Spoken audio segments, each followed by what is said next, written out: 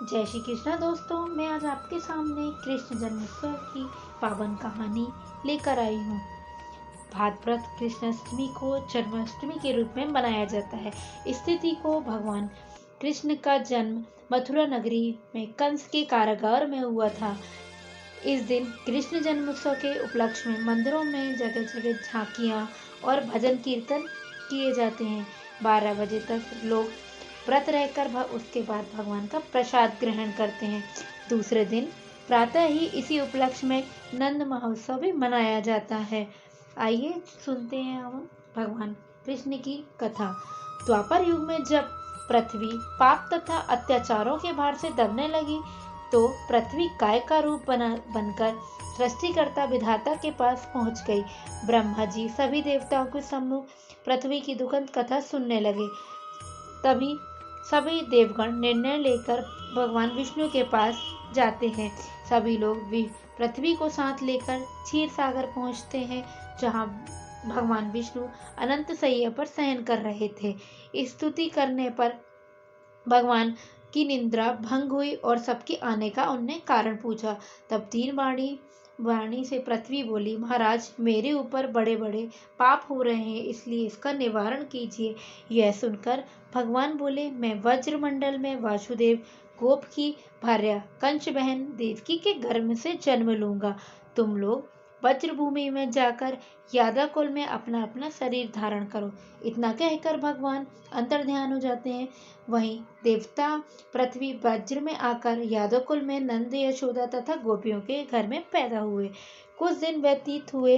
वासुदेव नवविवाहित देवकी तथा साले कंस के साथ गोकुल जा रहे थे। तभी अचानक आकाशवाणी हुई कि हे कंस, तुम जिसको अपनी बहन समझकर ले जा रहा है, उसी के गर्भ में 8वां पुत्र तेरा काल बनकर आएगा। कंस यह सुनते ही तलवार निकालकर देवकी को मारने दौड़ते हैं।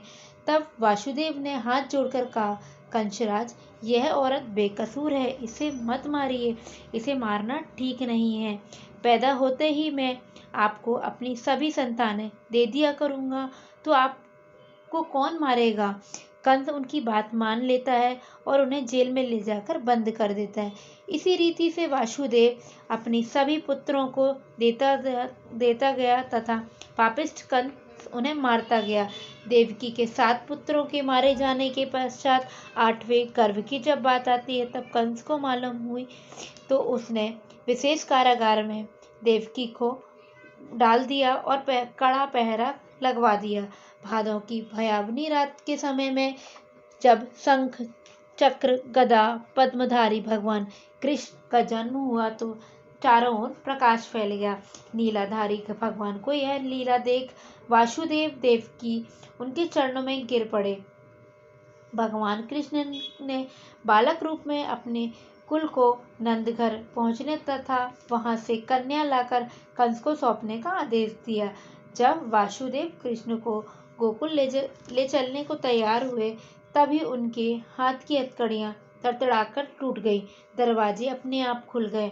पहरेदार सोए हुए नजर आए। वासुदेव ने जब कृष्ण को साथ लेकर जाकर जमुना प्रवेश किया तो जमुना बढ़ने लगी, यहाँ तक कि गले तक छू लिया। कमल चरण छू लेने की ललायता जमुना कृष्ण द्वार पैर लटका देने से बिल्कुल घट गई। वासुदेव जमुना पार कर गोकुल गए। वहां खुले दरवाजे तथा सोई हुई यशोदा को देखकर बालक कृष्ण को वहीं सुला दिया और सोई हुई कन्या को ले गए। जब वासुदेव कन्या लेकर आ गए तो जेल के दरवाजे पूर्णतः बंद हो गए। वासुदेव देवकी के हाथों में हथकड़ी पड़ गई तथा कन्या रोने लगी। जगे हुए पहरेदार ने कन्या का रुदन सुनकर तुरंत कंस को खबर दी। यह सुनते ही कंस ने कन्या को ले जाकर पत्थर पर पटकना चाहा, लेकिन वह हाथ से छूटकर आकाश में उड़ गई तथा वहां पहुंचते ही साक्षात देवी के रूप में प्रकट होकर बोली, हे कंस, तुम्हें मारने वाला तो गोकुल में पहले ही पैदा हो चुका है। यही भगवान कृष्ण ने बड़े होने पर आकासुर, बाकासुर, पूतना तथा क्रूर कंस जैसे राक्षसों का वध कर पृथ्वी तथा भक्तों की रक्षा की। भगवान की श्री कृष्ण की भगवत गीता में अर्जुन को उपदेश देते हुए कहते हैं कि यदा यदा ही धर्मस्य ग्लानि भवति भारता अभ्युत्थान धर्मस्य तदा मैं सृजाम्यहम्। अर्थात हे अर्जुन, जब जब धर्म की हानि होगी तथा अत्याचार की अधिकता होगी, तब तब धर्मोत्थान के लिए मैं पृथ्वी पर अवतार करूंगा। जय श्री कृष्ण।